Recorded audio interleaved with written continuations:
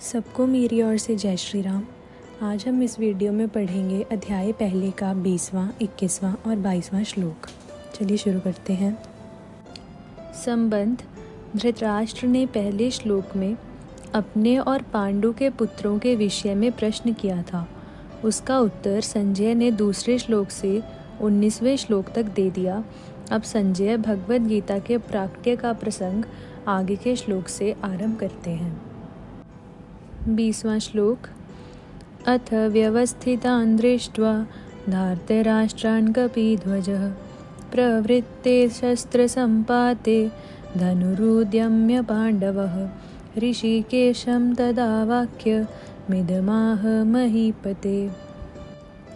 व्याख्या। अथ इस पद का तात्पर्य है कि अब संजय भगवान श्री कृष्ण और अर्जुन के संवाद रूप भगवद गीता का आरंभ करते हैं। 18वें अध्याय के 74वें श्लोक में आए इति पद से यह संवाद समाप्त होता है। ऐसे ही भगवद गीता के उपदेश का आरंभ उसके दूसरे अध्याय के 11वें श्लोक से होता है और 18वें अध्याय के 66वें श्लोक में यह उपदेश समाप्त होता है। प्रवृत्ते शास्त्र संपाते। यद्यपि पितामह भीष्म ने युद्धारंभ की घोषणा के लिए शंख नहीं बजाया था, प्रत्युत केवल दुर्योधन को प्रसन्न करने के लिए ही शंख बजाया था, तथापि कौरव और पांडव सेना ने उसको युद्धारंभ की घोषणा ही मान लिया और अपने अपने अस्त्र शस्त्र हाथ में उठाकर तैयार हो गए। इस तरह सेना को शस्त्र उठाए देखकर वीरता में भरकर अर्जुन ने भी अपना गांडीव धनुष हाथ में उठा लिया। व्यवस्थितान् धार्तराष्ट्रान् दृष्ट्वा। इन पदों से संजय का तात्पर्य है कि जब आपके पुत्र दुर्योधन ने पांडवों की सेना को देखा तब वह भागा भागा द्रोणाचार्य के पास गया, परंतु जब अर्जुन ने कौरवों की सेना को देखा तब उनका हाथ सीधे गांडीव धनुष पर ही गया। धनुरुदम्यम। इससे मालूम होता है कि दुर्योधन के भीतर भय है और अर्जुन के भीतर निर्भयता है, उत्साह है और वीरता है। कपिध्वजः। अर्जुन के लिए कपिध्वज विशेषण देकर संजय धृतराष्ट्र को अर्जुन के रथ की ध्वजा पर विराजमान हनुमान जी का स्मरण कराते हैं। जब पांडव वन में रहते थे तब एक दिन अकस्मात वायु ने एक दिव्य सहस्त्रदल कमल लाकर द्रौपदी के सामने डाल दिया।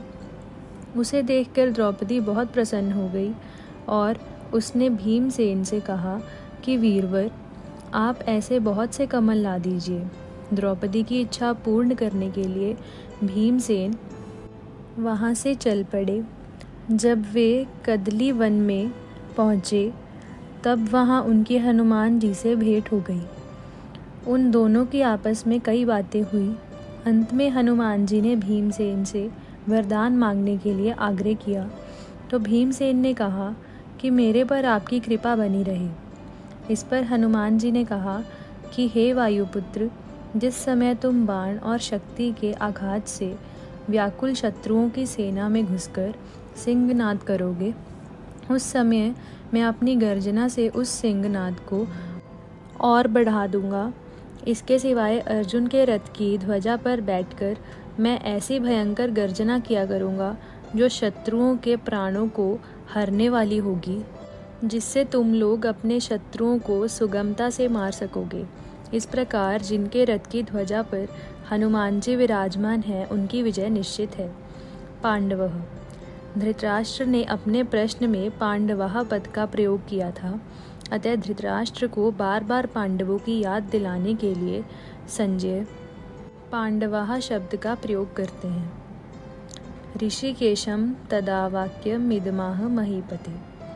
पांडव सेना को देखकर दुर्योधन तो गुरु द्रोणाचार्य के पास जाकर चालाकी से भरे हुए वचन बोलता है, परंतु अर्जुन कौरव सेना को देखकर, जो जगत गुरु हैं, अंतर्यामी हैं, मन बुद्धि आदि के प्रेरक हैं, ऐसे भगवान श्री कृष्ण से शूरवीरता, उत्साह और अपने कर्तव्य से भरे हुए आगे कहे जाने वाले वचन बोलते हैं। राम।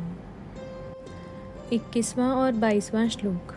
अर्जुन उवाच सेनयोरुभयोर्मध्ये रथं स्थापयमेच्युत यावदेतान्निरीक्षेऽहं योद्धुकामानवस्थितान् कैर्मया सह योद्धव्यमस्मिन् रणसमुद्यमे। व्याख्या। अच्युत सेनयोरुभयोर्मध्ये रथं स्थापय।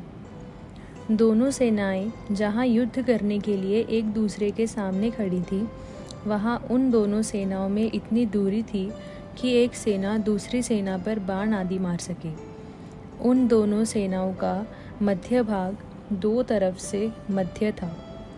पहला, सेनाएं जितनी चौड़ी खड़ी थी उस चौड़ाई का मध्य भाग, और दूसरा, दोनों सेनाओं का मध्य भाग जहाँ से कौरव सेना जितनी दूरी पर खड़ी थी उतनी ही दूरी पर पांडव सेना खड़ी थी।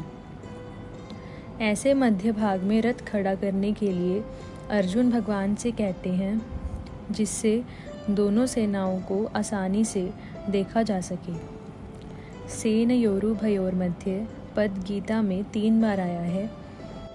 यहाँ इसी अध्याय के 24वें श्लोक में और दूसरे अध्याय के 10वें श्लोक में 3 बार आने का तात्पर्य है कि पहले अर्जुन शूरवीरता के साथ अपने रथ को दोनों सेनाओं के बीच में खड़ा करने की आज्ञा देते हैं। पहले अध्याय का 21वां श्लोक, फिर भगवान दोनों सेनाओं के बीच में रथ को खड़ा करके कुरुवंशियों को देखने के लिए कहते हैं। पहले अध्याय का 24वां श्लोक, और अंत में दोनों सेनाओं के बीच में ही विषाद मग्न अर्जुन को गीता का उपदेश देते हैं। दूसरे अध्याय का 10वां श्लोक। इस प्रकार पहले अर्जुन में शूरवीरता थी, बीच में कुटुंबियों को देखने से मोह के कारण उनकी युद्ध से उपरति हो गई, और अंत में उनको भगवान से गीता का महान उपदेश प्राप्त हुआ, जिससे उनका मोह दूर हो गया। इससे यह भाव निकलता है कि मनुष्य जहाँ कहीं और जिस किसी परिस्थिति में स्थित है, वहीं रहकर वह प्राप्त परिस्थिति का सदुपयोग करके निष्काम हो सकता है, और वहीं उसको परमात्मा की प्राप्ति हो सकती है। कारण कि परमात्मा संपूर्ण परिस्थितियों में सदा एक रूप से रहते हैं। यावदेतान्निरीक्षेऽहं रणसमुद्यमे। दोनों सेनाओं के बीच में रथ कब तक खड़ा करें, इस पर अर्जुन कहते हैं कि युद्ध की इच्छा को लेकर कौरव सेना में आए हुए सेना सहित जितने भी राजा लोग खड़े हैं, उन सबको जब तक मैं देख न लूं तब तक आप रथ को वहीं खड़ा रखिए। इस युद्ध के उद्योग में मुझे किन किन के साथ युद्ध करना है, उनमें कौन मेरे समान बल वाले हैं, कौन मेरे से कम बल वाले हैं, और कौन मेरे से अधिक बल वाले हैं, उन सबको मैं ज़रा देख लूँ। यहाँ योद्धु कामान पद से अर्जुन कह रहे हैं कि हमने तो संधि की बात ही सोची थी, पर उन्होंने संधि की बात स्वीकार नहीं की, क्योंकि उनके मन में युद्ध करने की ज़्यादा इच्छा है। अतः उनको मैं देखूं कि कितने बल को लेकर वे युद्ध करने की इच्छा रखते हैं।